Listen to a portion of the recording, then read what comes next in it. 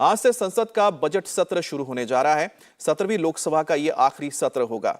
आज संसद सत्र की शुरुआत राष्ट्रपति के अभिभाषण के साथ होगी। राष्ट्रपति द्रौपदी मुर्मू नई बिल्डिंग में संसद के दोनों सदनों के संयुक्त सत्र को संबोधित करेंगी। आज सत्र की शुरुआत से पहले प्रधानमंत्री नरेंद्र मोदी मीडिया से बात कर सकते हैं। कल 1 फरवरी को वित्त मंत्री निर्मला सीतारमण अंतरिम बजट पेश करेंगी। संसद के बजट सत्र से पहले 146 विपक्षी सांसदों का निलंबन रद्द किया गया है। विपक्षी दलों ने भी सरकार के सामने सत्र के दौरान कई पूछताछ पर चर्चा की मांग की है। सर्वदलीय बैठक में इस बीच सरकार ने साफ कर दिया है कि वो सभी मुद्दों पर चर्चा के लिए तैयार है और साथ ही अनुशासनहीनता के खिलाफ नसीहत भी दी है।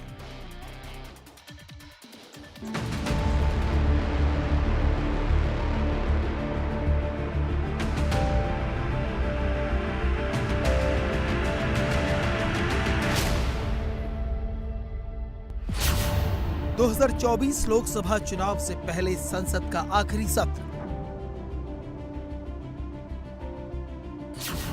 मिशन 24 के लिए मोदी सरकार कितनी तैयार? मोदी 2.0 का अंतरिम बजट, निर्मला के पिटारे में क्या?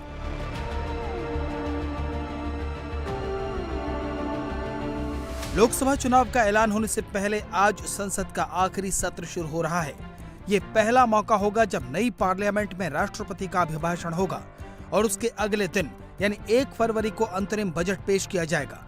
हमेशा की तरह संसद सत्र की शुरुआत से पहले प्रधानमंत्री नरेंद्र मोदी मीडिया से बात कर सकते हैं। ये सत्र बेहद खास होने वाला है क्योंकि इस बार नई बिल्डिंग ही नहीं बल्कि कई नए प्रतीक भी गढ़े जाने हैं।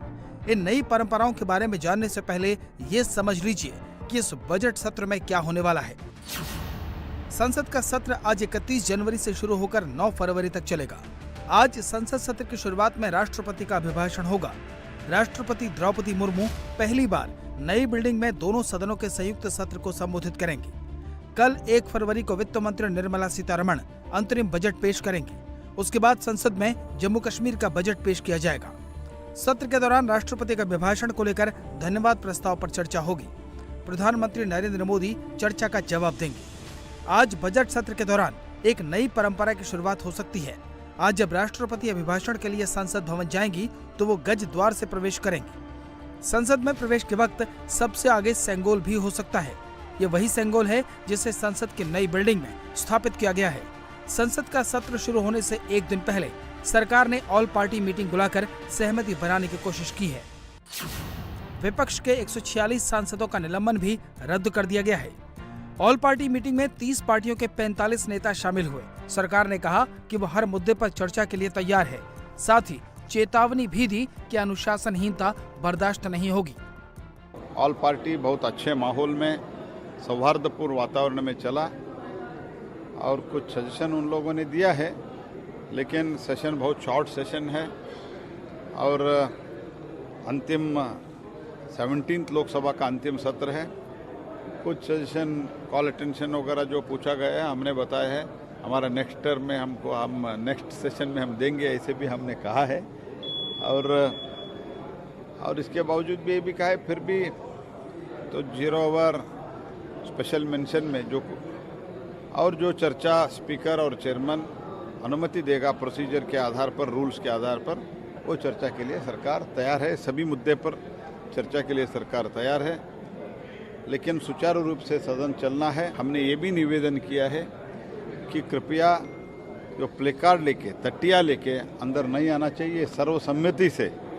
तो लास्ट सेशन से पहले जो मीटिंग हुआ था स्पीकर और चेयरमैन के समक्ष, सर्वसम्मति से स्वीकृति हुआ है।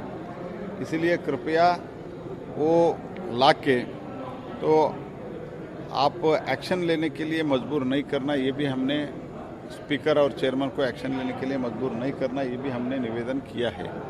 क्योंकि उन्होंने उठाया, आपने सस्पेंड बहुत लोगों को सस्पेंड किया, तो इधर बताया भी है वो। तो सस्पेंशन इसीलिए हुआ था कि ये लोग जो अपोजिशन के पार्टी का है, इन्होंने despite the decision, unanimous decision in front of speaker and chairman, they came with the placards. संसद के सत्र के बाद सभी पार्टियों को पब्लिक के बीच जाना है। इसलिए विपक्ष सरकार को घेरने में कोई कसर छोड़ना नहीं चाहता। ऑल पार्टी मीटिंग में विपक्ष ने अपने तेवर दिखा दिए हैं। एसपी और कांग्रेस के साथ विपक्षी दलों ने सत्र से पहले अपना एजेंडा साफ कर दिया है। हमने प्लेस ऑफ वर्शिप एक्ट को स्ट्रेंथन करने की डिमांड करी है।